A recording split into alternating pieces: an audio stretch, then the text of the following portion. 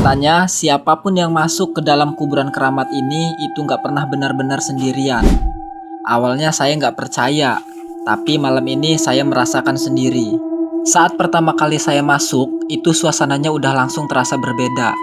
Angin itu tiba-tiba dingin, padahal hampir nggak ada angin yang berhembus.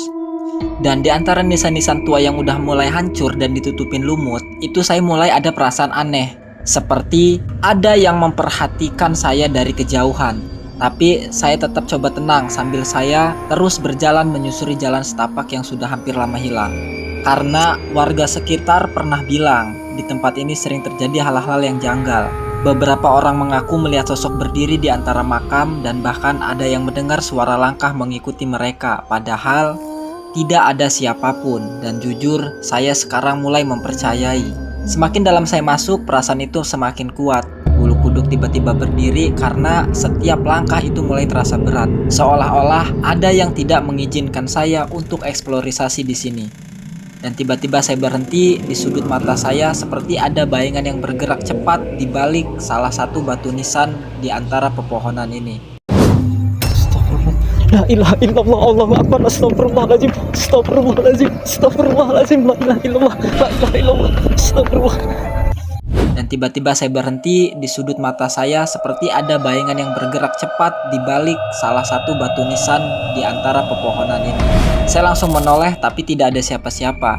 Namun anehnya rasa diawasi itu tidak bisa hilang, malah semakin dekat. Dan di sini saya mulai napas tidak teratur. Saya mencoba merekam di sekitar dan disitulah saya sadar suasana tiba-tiba menjadi sangat sunyi. Tidak ada suara serangga, tidak ada angin, hanya detak jantung saya sendiri yang terdengar. Dan dari situ saya mulai sadar bahwa mungkin memang benar apa yang dikatakan warga sekitar. Tempat ini bukan hanya menyimpan sosok yang sudah pergi, tetapi juga sesuatu yang masih memilih untuk tetap tinggal di sini.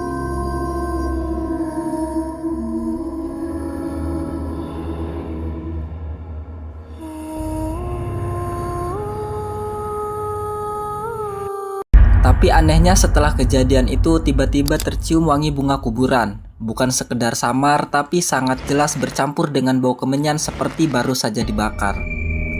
Sejenak saya diam mencoba memastikan apakah ini perasaan atau memang beneran kenyataan.